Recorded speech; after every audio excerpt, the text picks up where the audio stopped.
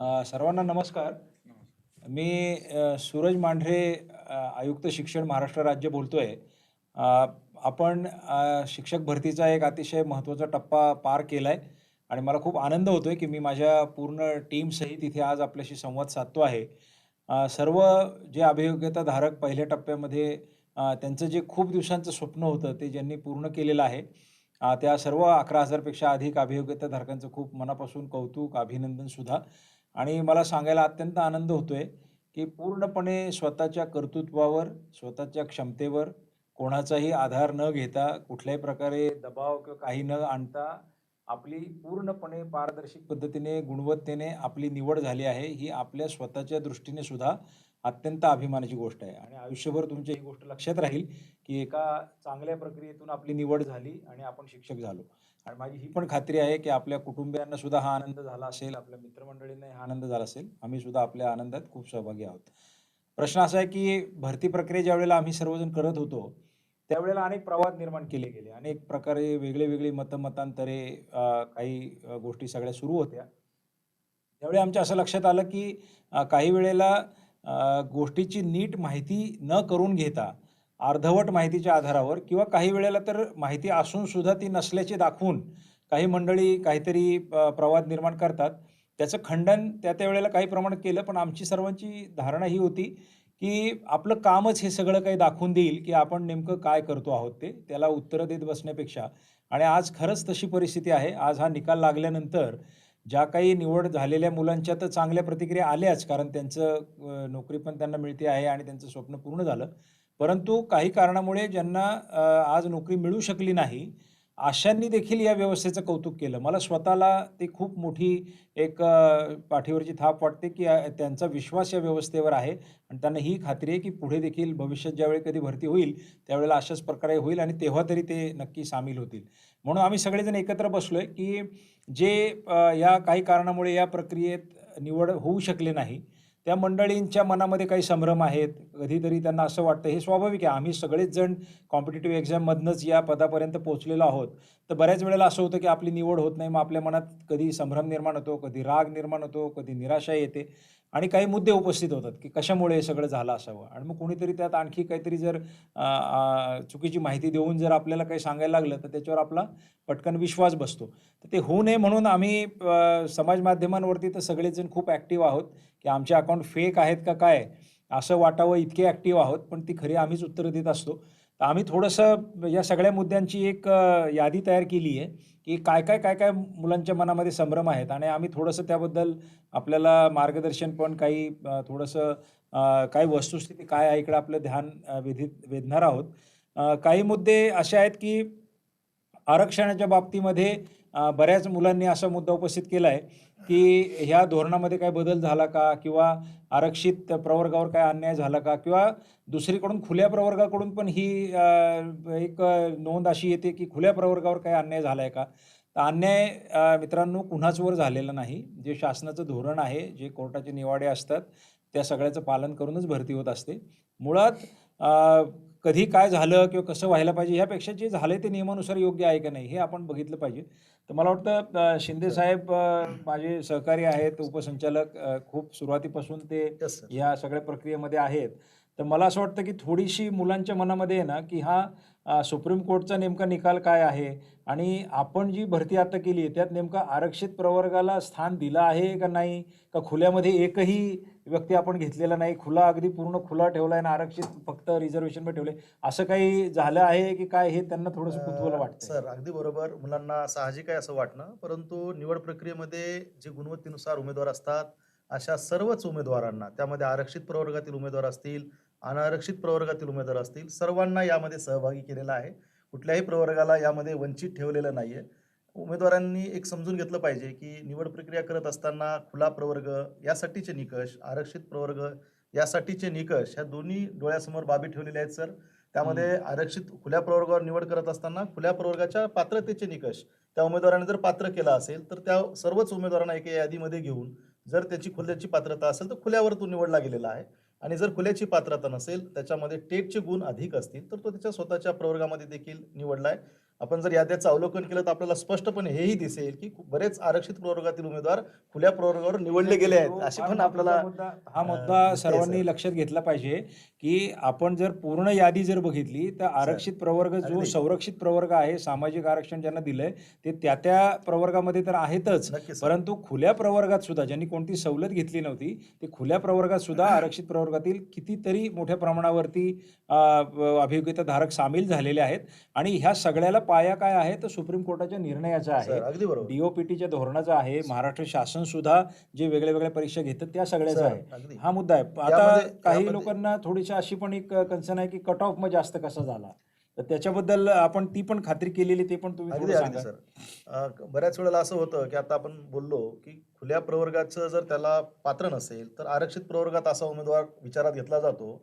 मात्र या उमेदवार गुणवत्तेनुसार टेटमध्ये कदाचित त्या उमेदवाराला अधिकचे मार्क्स आहेत, परंतु खुल्या प्रवर्गात तो पात्र नसल्यामुळे तो नैसर्गिकरित्या त्याच्या आणि आरक्षित खुल्या प्रवर्गात लागतो. प्रवर्गात तो पात्र ह्याच्यासाठी पण असू शकतो की त्यांनी वयाचा येस, फायदा घेतला असेल, शैक्षणिक सवलतीचा फायदा घेतला असेल, म्हणून तो खुल्यासाठी पात्र नाही, पात्र पण नाही, त्याची परंतु गुणवत्ता आहे आहे म्हणून गुणवत्ता तो आहे त्या तो तिथं त्याच्या पात्र प्रवर्गात होतो. लागलेला आहे. त्या ठिकाणी मात्र अपवादात्मक काही ठिकाणी अशी आपल्याला परिस्थिती दिसते की खुल्याच्या कट ऑफ पेक्षा आरक्षित प्रवर्गाचा कट ऑफ याच कारणाने दिसतो कारण त्या उमेदवाराने कुठेतरी सवलत घेतली आहे, वयाची येस, सवलत असेल, शैक्षणिक पात्रतेची सवलत असेल किंवा टीईटी सीईटीची सवलत असेल, म्हणजे त्यामुळे त्याचा तो त्याचा नोकरीचा अधिकार नाही डावलला नाही गेलेला नाहीये, कुणाचाही त्याचा अधिकार. नोकरीचा अधिकार येस सर, अजिबात डावलला गेला नाही. त्यांनी जर तो सवलत योग्य त्या घेतली ह्याच्यात नसेल तर तो आरक्षित प्रवर्गात गेला, येस येस तो सवलत घेतली नसेल तर खुल्या प्रवर्गात नक्की गेलाय, नक्की आणि जर सवलत घेतली असेल तर आरक्षित प्रवर्गात, येस म्हणजे दोन्ही गोष्टीचा लाभ त्याला लाभ दिला गेलेला आहे.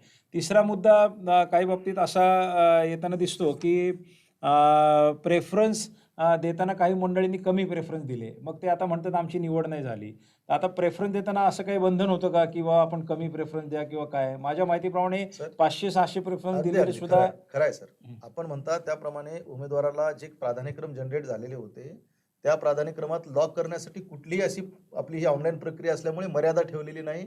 उमेदवार अनलिमिटेड प्राधान्यक्रम भरू शकत होता. काही उमेदवारांनी त्याच्या सोयीचे उमेदवार प्राधान्यक्रम भरले असावेत, त्यामुळे कदाचित त्याच्या बाबतीत हा प्रश्न निर्माण झाला असेल. तो त्याचा वैयक्तिक प्रश्न आहे. त्याला कदाचित अन्य ठिकाणी तो समजा पश्चिम महाराष्ट्रात असेल, त्याला विदर्भात जायचं नसेल तर कदाचित त्याने तिकडले प्राधान्यक्रम भरले नसावे. एक्झॅक्टली. म्हणजे प्रेफरन्सवरती कोणती मर्यादा नव्हती. नव्हती सर. आपण सगळे प्रेफरन्स, अगदी आणि मी पाहिलेलं आहे की 500-500 प्रेफरन्स, भरलेत 200-200 सर. प्रेफरन्स भरलेले आहेत. त्यामुळे उद्याच आपण 3 आणि 4च प्रेफरन्सेस दिले आणि आपली जर निवड नाही झाली तर त्याला कोणीच काही करू येस शकत नाही. तो आपण घेतलेला निर्णय आहे. शेवटचा एक मुद्दा असा आहे की आता समजा हे सगळं आपण केलं, तरी पण आम्हाला काही शंका राहतात. आता आपण बुलेटिन पण येस काढतो, सर. दररोज शंका निरसन करतो आहोत, सगळं करतो आहोत. तरी जर एखाद्याला ही पक्की धारणा आहे की माझ्यावर अन्याय झाला किंवा, तर आपण यावेळेला तक्रार निवारण समिती हे एक नवीन आपण येस सर. उपक्रम करतो यावेळेला, की थोडीफार पण गुंजाइश राहू नये आणि चुकीच्या कुठल्यातरी व्यक्तींकडे जाऊन त्यांचा सल्ला घेऊन काहीतरी प्रॉब्लेममध्ये जाण्यापेक्षा आपण अधिकृतरित्या एक व्यासपीठ निर्माण करून दिली, तर मला असं वाटतं ते पण आपण थोडं सर सांगूया. यामध्ये आपण तक्रार निवारण व दुरुस्ती समिती या नावाने आपण एक समिती गठीत केली आहे सर. त्या समितीचं नेमकं काम उमेदवाराचे जे काही वैयक्तिक त्याच्या मनामध्ये शंका आहेत की आपली निवड का झालेली नाही, तर त्याला आपल्या या तक्रार निवारण समितीकडे अर्ज करता येईल.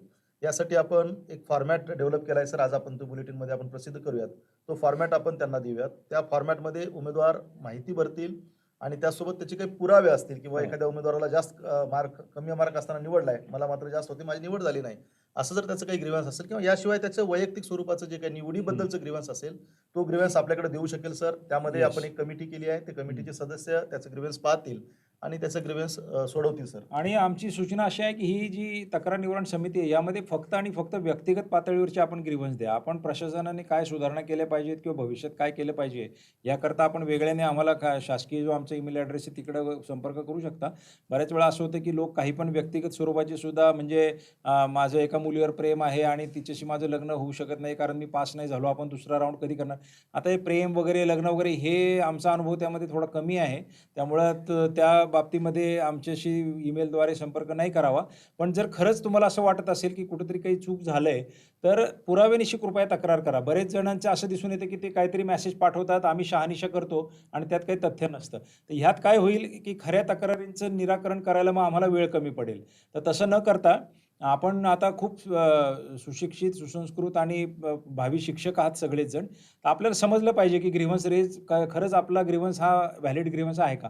आणि डायरेक्टर रँकचे अधिकारी ते सगळी कामकाज करणारे त्यांच्या वेळेचा पण आपण योग्य वापर करून घेतला पाहिजे. आणि आम्ही फॉर्मॅट करून देणार आहोत. त्या फॉर्मॅटमध्ये जे तक्रारी येतील तेवढ्याच आम्ही घेणार आहोत. कारण फॉर्मॅट अतिशय विचारपूर्वक तयार केला आहे. साधारणपणे काय शंका किंवा धारणा असू शकतात याचा अभ्यास केला आहे आम्ही. त्या ज्या मेसेजेस आम्हाला आले किंवा ईमेल आले, त्या सगळ्या त्यात सामावलेल्या आहेत. तर त्या पद्धतीने आपण करू आणि पुरावे जरूर जोडावेत. पुरावे न जोडता जर आपण फक्त मोघम तक्रार केली, तर ती तपासण्यामध्ये तपासण्यामध्ये अडचणी निर्माण होतील डेफिनेटली.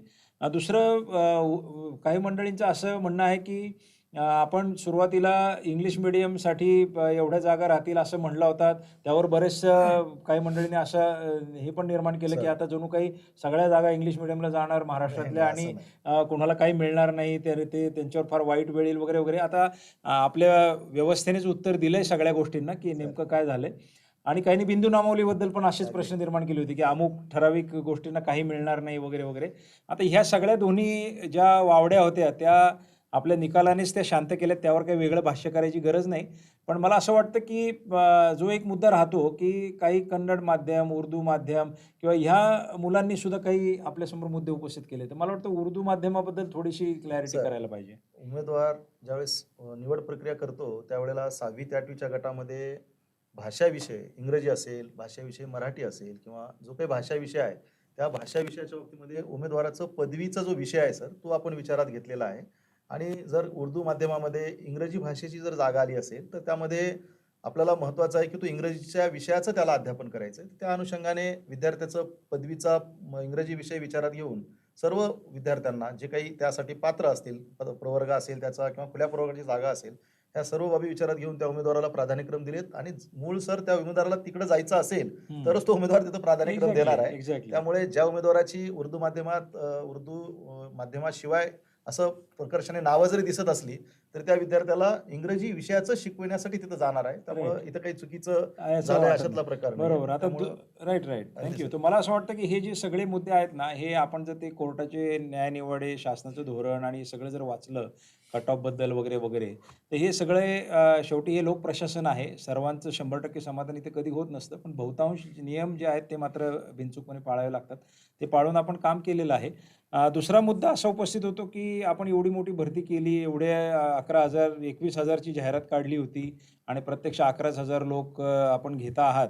11,000 ही काही छोटा आकडा नाहीये. खूप मोठा आहे मला सर. वाटतं, की नाही, मागच्या गेल्या भरतीच्या अनेक दुप्पट आहे सर. मागच्या भरतीच्या दुप्पट ते पण आता शेवटी अपेक्षा अशी असते, की हो, तुम्ही नक्की. दुप्पट केलं तर तिप्पट का नाही केलं? एनिवे, नक्की. हो. तर आता हे करत असताना काही जागा रिकाम्या राहिल्या.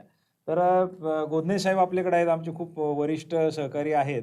तर गोदने साहेब तुम्ही जरा थोडासा याचा खुलासा द्या. बुलेटिनमध्ये आपण म्हणलंय, पण बऱ्याच वेळेला बुलेटिन वाचलं जात नाही असं मला वाटतंय. तर आपण थोडंसं त्याचा खुलासा द्यावा, की का बरं असं झालं, की 21,000 जागांची जाहिरात, मग भरल्या गेल्या 11,000. तर हा जो डिफरन्स आहे, ह्याचं काय कारण आहे? मुळात 21,000 जागा ज्या आहेत ते दोन प्रकारातील आहेत. त्या 16,000 जागा ज्या आहेत त्या विदाऊट इंटरव्ह्यूच्या म्हणजे मुलाखती विनाच्या होत्या. त्याचा निकाल आपण आता रविवारी 25 तारखेला लावलेला आहे. आणि उरलेल्या 5,000 जागा ज्या आहेत, सुमारे साधारणतः बोलतो मी, उरलेल्या 5,000 जागा ज्या आहेत त्याची कारवाई जी आहे ती सुरू आहे विथ इंटरव्ह्यू. त्याच्यामध्ये खाजगी व्यवस्थापनाच्या रिक्त जागा आहेत. तर आपण आता विदाऊट इंटरव्ह्यूबद्दल जे बोललो, की साधारणतः 5,000 जागा रिक्त राहिलेल्या आहे. म्हणजे 16,000पैकी 11,000 जागा भरलेल्या आहे. मुळात सुरुवातीला हे समजावून घेतलं पाहिजे, की जागा रिक्त का राहतात? हं. मुळात कसं आहे, की केवळ मला TIT परीक्षेमध्ये अभियोग्यता चाचणीमध्ये गुण मिळालेले आहे आणि मी प्रिफरन्स दिलेला आहे म्हणून मला तिथे सिलेक्शन होतं असं नाही. त्या उमेदवारांची शैक्षणिक पात्रता तपासल्या जाते, त्याची व्यावसायिक पात्रता तपासल्या जाते, त्याचं माध्यम तपासल्या जाते, त्याचं वय तपासलं जातं त्या उमेदवाराचा जर तो मागासवर्गीय असेल तर. सामाजिक आणि त्याचं समांतर रोस्टर जे आहे ते तपासल्या जाते आणि त्याचे जे अध्यापनाचे विषय आहे, मग ते 1ली ते 5वीचा गट असो, 6वी ते 8वीचा असो, 9वी 10वीचा असो किंवा 11वी 12वीचा असो. आणि महत्त्वाचं म्हणजे या सगळ्या बाबी ज्या आहे या एकत्रितरित्या तपासल्या जातात. हं. ते महत्वाचं आहे यामध्ये- जास्त. हा, हे अत्यंत महत्वाचं आहे. म्हणजे ही भरती जी आपली आहे ही अशी कुठल्याही एका एका पदासारखी विषयाची नाही एका पदाची की आता नाही. एखाद्या ठिकाणी तुम्हाला एक क्लार्क पाहिजे तर बाबा 100 क्लार्कने हो. अर्ज केला, 10 पदं होती, 10 क्लार्क भरले गेले. हो.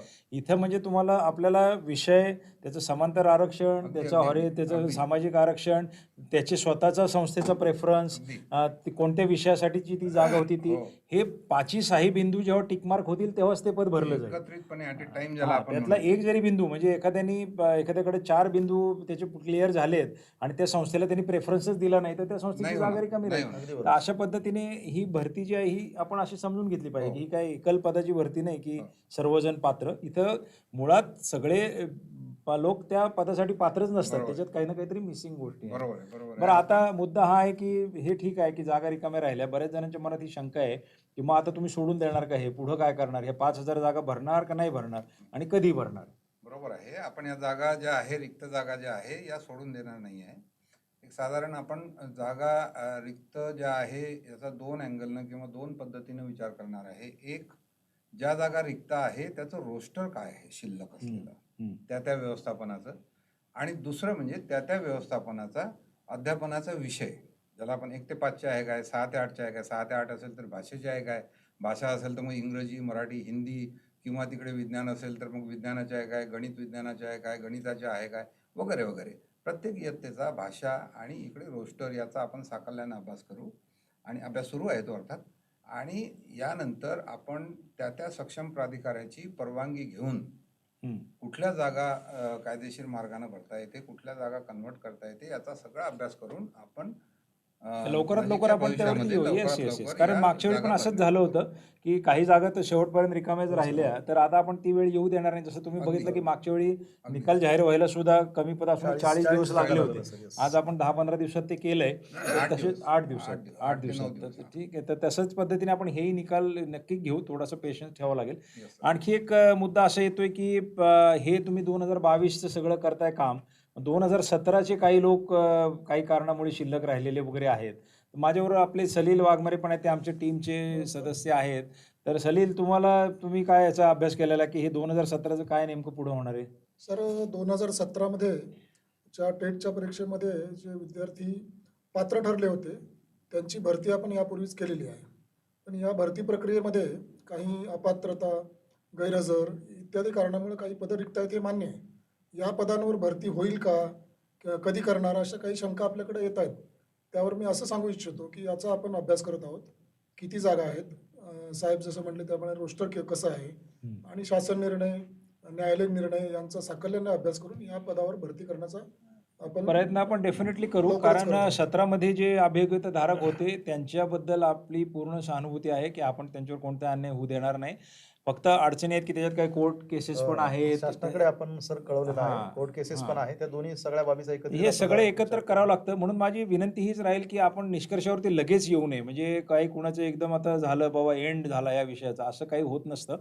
निरंतर विषय आपल्याला माहिती आहे की शासनामध्ये निर्णय प्रक्रिया ही निरंतर चालू असते आणि तिला कधीतरी योग्य ते फळ येतं. आणि सर्वात महत्वाचं म्हणजे याच्यामध्ये गुणवत्ता कधीही डावलल्या जात नाही. तरीच हे डावली अत्यंत जाते. नाही, महत्त्वाचं दॅट इज अब्सोल्युटली ट्रू. आता शेवटी अपेक्षेची पूर्ती होणे आणि अन्याय होणे ह्या 2 गोष्टींमध्ये फरक आहे. आपल्याला जोपर्यंत आपलं काम होत नाही तोपर्यंत वाटतं की अन्याय झाला, पण तसं नसतं. शेवटी आपल्याला नियम वगैरे पाळूनच सगळं करावं लागतं. एक लास्ट पॉईंट आहे की आता ही भरती प्रक्रिया एका बिंदूपर्यंत आता आली. आपण 11,000ची यादी लावली, सगळं काही केलं. आता याच्यामध्ये एकतर गोंदे साहेब मगाशी म्हणाले तसे काही लोक सुटलेले आहेत, ते करायचे आहेत आपल्याला. संस्थांच्या याद्या येणार आहेत आता, कारण संस्था पण थोड्या सावध होत्या की एकाच 3 द्यायचे का एकाच 10. आता तो निर्णय पण आपण केला आहे की एकाच 10 आता आपलं फायनल झालंय, कारण शासनाने आपल्याला कोर्टाच्या आदेशाप्रमाणे तशी परवानगी दिली आहे.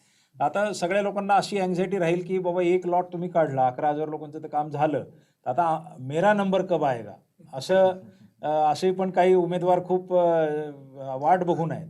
तर मला असं वाटतं त्याचं काय आपण आता नेमकं करतो ते त्यांना सांगितलं पाहिजे. वेगवेगळ्या कारणांना बरेच व्यवस्थापन हे समाविष्ट होऊ शकले नाहीत पहिल्या टप्प्यामध्ये. त्यामुळे त्यांना आपण संधी उपलब्ध करून देणार. त्यांच्या जाहिराती येतील, त्यानंतर उमेदवारांचे प्रेफरन्स मागवले जातील आणि उमेदवारांचे प्रेफरन्स आल्यानंतर पुढील प्रक्रिया राबवली जाईल. त्या ठिकाणी त्या तत्पूर्वी जागाही सर, भरण्याचा आपण सर प्रयत्न सर करणार म्हणतात आहोत. त्याप्रमाणे होईल कार्यवाही, परंतु आता आपल्याकडे ज्या जाहिराती आलेल्यामध्ये 4,800 हा. पदांची जाहिराती आहे. जशी हम्म. आपण पहिल्या टप्प्यात 11,000 पदांची निवड यादी प्रसिद्ध केली, हम्म. तशी आता आपण म्हणालात त्याप्रमाणे एकाच हम्म. 3 ऐवजी एकाच 10 हे तत्व हम्म. आपण विचारात घेऊन हम्म. निवड याद्या प्रसिद्ध करण्यासाठीचं काम आपण करीत आहोत सर. हो. म्हणजे लवकरच आणि आपण मला त्याही असं याद्या वाटतं आपण- की मुलांमध्ये असं पण म्हणणं होतं की काही एकाच 3चे समर्थक होते, काही एकाच 10चे समर्थक होते आणि काही लोकांनी तर मला म्हणले, बाबा ते तुम्ही चांगला निर्णय घेतला होता सर, की एकाच 3 केलं होतं, आम्हाला चान्स. आता काय झालं, हे कोर्टाचे निर्णय, शासनाचे निर्णय, हे सगळ्या गोष्टींचे सारासार विचार करून आपण घेतो. पण मला तुम्हाला हे सांगायचं आहे की जसं मी भरती प्रक्रियेमध्ये पण म्हणलो होतो की तुम्हाला जर कुठल्याही प्रकारावर कुणी गैरप्रकाराला बळी पाडत असेल ना, तर मी तुम्हाला पुन्हा एकदा सांगतो की आपण टेलिफोन रेकॉर्डिंग, फोटो रेकॉर्डिंग आणि हे सगळं करा आणि तुम्ही मला तरी अशी अपेक्षा आहे की अत्यंत दर्जेदार शिक्षक आणि स्वाभिमानी शिक्षक आणि कोणत्याही दबावाला बळी न पडणारे शिक्षक आपल्याला निर्माण करायचे, तरच ते चांगले विद्यार्थी निर्माण होतील. ह्यामध्ये तुम्ही घाबरायचं काही कारण नाही. शिफारस तुमची झाली असेल, तुमचं जर सगळे कागदपत्र बरोबर असेल, तर कोणीच तुमची मेरिट डावलू शकत नाही. माझा स्वतःचा यावर दृढ विश्वास आहे आणि सर्वांनी त्यावर विश्वास ठेवावा अशी मी तुम्हाला पण विनंती करतो. तर त्याबद्दल काही घाबरू नका. फक्त त्याचे प्रॉपर पुरावे, कधी-कधी काय असतं, उद्वेगाने काही गोष्ट मांडणे, बोलणे, तक्रार करणे आणि खरी तक्रार करणे यात खूप फरक असतो. ते सगळ्यांनी त्यांनी केलं अगदी पाहिजे. बरोबर. एकाच 10 जरी दिले आपण, हो. तरी तिथं जर तुम्हाला काही वाईट अनुभव आला, सगळं तुम्हाला ओपन आहे. आमचं तक्रार निवारण समिती पण ओपन राहील, पोलीस डिपार्टमेंट ओपन आहे, सगळं काही ओपन आहे. परंतु ते प्रॉपर पद्धतीने करावं लागतं. म्हणजे असं नाही की मी काहीतरी सोशल मीडियावर एखादा मेसेज टाकेल, असं झालं, त्यांनी काहीच निष्पन्न होत नाही. त्यांनी विनाकारण निराशा वाढते उलट. मला असं वाटतं आणखी काही तुम्हाला वाटतं की काही मुद्दे एखादा सुटला आहे किंवा काही मुद्दा कव्हर करायचा आहे आपल्याला? आपण सर, एकंदरीत आपण anxiety अगदी बद्दल? बरोबर. आपण जे म्हणताय त्याप्रमाणे आपण एक छान उपक्रम सुरू केलेला आहे सर, की न्यूज बुलेटिन नावाचा. हां. आपल्याला ज्या वेळेला वाटतं की आपल्याला हां. अजून उमेदवारांकडे पोहोचावं होतं, आपण डेली न्यूज बुलेटिनच्या माध्यमातून देखील चांगल्या प्रकारे उमेदवारांना आपली माहिती देत एक्झॅक्टली. आहोत सर. आणि मी सर्व उमेदवारांना माझं म्हणणं हे आहे की ते न्यूज बुलेटिन कृपया करून तुम्ही ते नीट वाचत जा जरा. बरेच जण ते न्यूज बुलेटिनमध्ये आम्ही काहीतरी लिहिलेलं असतं, तरी पण ते वाचत नाहीत आणि प्रश्न विचारतात. आणि थोडंसं WhatsAppवरती जरा कमी प्रश्न विचारा आम्हाला. कारण सध्या असं व्हायला लागलं की ते WhatsAppवर किती उत्तरं द्यायची याची मर्यादा आहे. एवढं तर WhatsApp आम्ही आमच्या तरुणपणी नव्हतं WhatsApp, पण जेव्हा मोबाईल आले तेव्हाही नाही वापरलं. तर खूप जास्त त्यात नाही आणि तेच प्रश्न येतात. ग्रुप मेल करणं, एखाद्याने मेसेज तयार करून पाठवून देणं, असे आपण कुणाचे गुलाम होऊ नका. तुम्हाला स्वतःचे प्रश्न असतील, ईमेलवर विचारा. तुमचे स्वतःचं मत असेल ते द्या. सजेशन असतील तर ते शासनाच्या ईमेलवर द्या. ते ह्या गोष्टीला ओव्हरलोड करू नका. मला असं वाटतं की आपण एक खूप चांगली भरती प्रक्रिया राबवतोय. त्याची प्रतिक्रिया जे जाणकार आहेत, म्हणजे माझ्या जे अतिशय वरिष्ठतम पोलीस अधिकारी आहेत, जे माझे मेंटॉर मी समजू शकतो, किंवा काही शिक्षण तज्ज्ञ आहेत मोठे-मोठे, आमच्याच डिपार्टमेंटमधून डायरेक्टर किंवा वरच्या पदांवरून निवृत्त झालेले काही अधिकारी आहेत. या सगळ्यांनी त्यांच्या पूर्ण अनुभवातनं असं सांगितलं की ही भरती प्रक्रिया अत्यंत अभूतपूर्व चांगल्या प्रकारे या सगळ्या टीमने, आम्ही सर्वांनी आणि शासनाने, आपले मंत्री महोदय असतील, आपले सचिव महोदय असतील, यांनी खूप मन लावून अतिशय प्रामाणिकपणे, कुठलंही त्याला गालबोट लागता कामा नये, जी लिगसी आपल्या डिपार्टमेंटची गेल्या काही वर्षापूर्वी होती, ती सगळी स्वच्छ करून आपण आज ह्या पद्धतीवरती आलो की कुणाला कुठलंही बोट दाखवायला जागा त्यामध्ये राहिलेली नाही. आणि यामध्ये सगळ्यांचा हात आहे. म्हणजे मी तुमचं सुद्धा अभिनंदन करतो की ज्या वेळेला आम्ही जे आवाहन केलं, ती सगळ्या आव्हानांना तुम्ही सकारात्मक दाद दिला. मुदतीत कामं देखील केली. कामं केली. म्हणजे आम्ही म्हणलो सावध राहा, तुम्ही सावध राहिला. आम्ही म्हणलो संभ्रमित होऊ नका, तुम्ही नाही झालात. आम्ही म्हणलो प्रश्न विचारा, तुम्ही प्रश्न विचारले. प्राधान्यक्रम लॉक केले. प्राधान्य सगळं वेळेत केलं, संयम ठेवला, इतक्या वर्षांची आपली वाट बघत होता, हे सगळं मान्य आहे. तर तेच आपण अनेक मुद्दे आहेत अजून, त्याची पण सोडवणूक करणार आहोत. आपल्याला भरती अत्यंत निर्विघ्नपणे चांगल्या प्रकारे पूर्ण करायची आहे. आणि आम्ही त्या पोर्टलच्या माध्यमातून आपल्या संपर्कात राहू. तर मी पुन्हा एकदा तुम्हा सर्वांना शुभेच्छा देतो. ज्यांचं सिलेक्शन झालं ते उत्तम शिक्षक होतील, चांगलं काम करतील. एक अत्यंत दर्जेदार मोठ्या पदावर आपली नियुक्ती झालेली आहे, ज्याची तुलना कशाशीच होऊ शकत नाही. त्याकरता तुमचं अभिनंदन करतो. ज्यांची निवड अजून झालेली नाही, कारण अजून अभी पिक्चर बाकी आहे. त्यामुळं अजून बरेच पदं बाकी आहेत, अजून बरीच प्रक्रिया बाकी आहे. त्यामुळं लगेच तुम्ही प्रक्रियेबद्दल संभ्रम निर्माण कराल आणि असे लक्षात येईल की 1 महिन्यानंतर तुमचं सिलेक्शन होईल, तेव्हा मग लोक तुम्हालाच प्रश्न विचारतील, म्हणजे तुम्ही असले काय भानगड करून सिलेक्ट झालात काय? तर असं म्हणून व्यवस्था अत्यंत व्यवस्थित आहे. त्याचे लाभार्थी तुम्ही पण होणार आहात. त्यामुळं लगेच नी जर्क रिॲक्शन ज्याला म्हणतो अशी देणं अपेक्षित नाही आहे. ही प्रक्रिया आपण व्यवस्थितरित्या पूर्ण करू आणि त्याकरता थोडासा पेशन्स ठेवणं, अधिकृत माहितीवर भरोसा ठेवणं अनावश्यक संभ्रम निर्माण करणाऱ्या लोकांना जागेवरच दूर करणं, या सगळ्या गोष्टी आपल्याला केल्या पाहिजे. मी पुन्हा एकदा तुम्हाला शुभेच्छा देतो. आणखी काही प्रश्न असतील तर पोर्टलवरती आपण विचारू शकतो. थँक्यू. नमस्कार.